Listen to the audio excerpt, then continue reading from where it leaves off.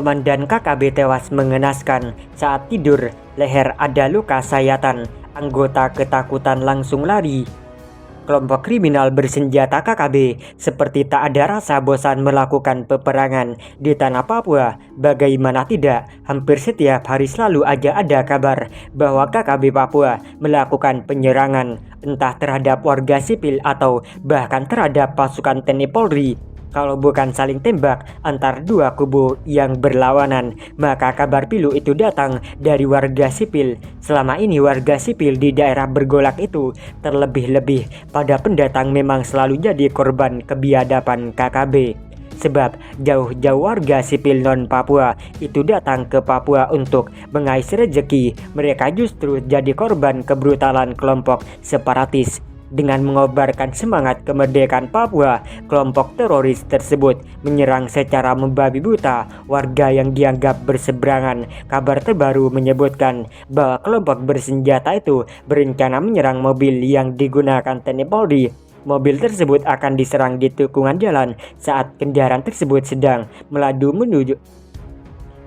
menuju pedalaman Papua. Untuk target tersebut, KKB pun menyusun siasat dengan cara menyebar. Mereka berniat menyergap kendaraan bermuatan prajurit TNI Polri. Dalam penyerangan tersebut, tak hanya mobil yang digempur, tetapi senjata yang dipanggul. Aparat pun harus direbut demi kepentingan KKB. Olehnya, di bawah kendali Komandan Operasional KKB lantas menunggu TNI Polri dalam jarak yang super dekat. Bahkan untuk menghambat lajunya kendaraan, para awak KKB itu sengaja menghamburkan bebatuan besar di badan jalan. Siasat itu dilakukan agar driver kendaraan tersebut memperlambat kecepatan. Pada saat itulah awak KKB melakukan serangan. Mengingat terbatasnya senjata api, sehingga prajurit TNI Polri itu akan diserang terlebih dahulu dengan tombak dan anak panah. Serangan awal itu bertujuan untuk mengocar-acirkan konsentrasi prajurit TNI Polri dan memudahkan KKB melepaskan tembakan.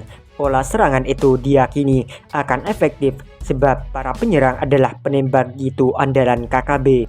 Pengguna busur dan anak panah misalnya adalah penembak jitu KKB. Begitu juga yang menggunakan senjata api, mereka adalah sniper ulung KKB. Dalam penantian yang tak pasti itu, awak KKB pun sesekali memantau ruas jalan yang akan dilalui kendaraan TNI Polri. Lantaran mobil yang ditunggu-tunggu tak kunjung datang, para awak KKB pun sepakat untuk beristirahat. Selain untuk melepas lelah, regu KKB itu juga ingin mengembalikan tenaga setelah menempuh perjalanan yang cukup jauh. Saat itu beristirahat, tapi mereka tidak kumpul bersama di satu tempat.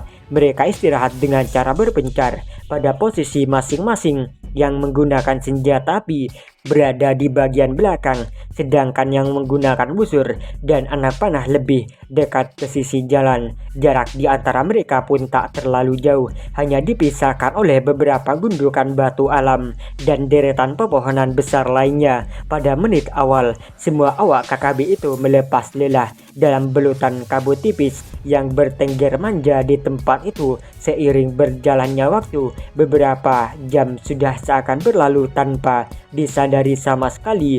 Saking lamanya menunggu, salah seorang di antara pengguna busur dan anak panah berinisiatif menemui dua temannya yang menggunakan senjata api. Pria Tambun itu malah terkaget-kaget ketika melihat temannya itu tertidur amat pulas. Saking kagetnya, pria pun berniat membangunkan agar kedua kembali siaga seperti semula. Tapi apa yang terjadi? Saat menggoyang-goyang tubuh temannya, ia tak mendapat respon sama sekali. Begitu juga tatkala membalikkan badan, keduanya itu pun sama sekali tak memberikan reaksi. Bingung menghadapi fakta tersebut, pria itu berusaha menarik tangan salah seorang anggota KKB. Betapa kagetnya karena ketika sudah dalam posisi duduk, leher temannya itu tak lagi bertulang. Pada video yang viral itu tak dijelaskan ada apakah gerangan sehingga anggota KKB mengalami peristiwa senaas itu. Tak diungkapkan di wilayah mana peristiwa itu terjadi. Bahkan tak Disebutkan pula di bawah kelompok siapa anggota KKB itu bernaung dalam situasi yang tak diketahui. Sebab itulah pria Tambun tersebut lantas memilih melarikan diri menjauh dari lokasi itu. Sembari berlari kencang, lelaki parubaya itu memanggil-manggil nama temannya. Ia meminta agar segera menjauh karena ancaman keselamatan di depan mata. Apesnya, detik-detik sebelum menjauh dari tempat itu, pria tersebut keburu dihantam timah panas, sementara temannya pun mengalami nasib serupa. Para awak KKB itu praktis tak tahu kalau rencana jahatnya itu ternyata telah dibongkar oleh temannya sendiri yang merupakan mata-mata NKRI. Bahkan di tempat anggota KKB itu bersembunyi telah ada prajurit terlatih.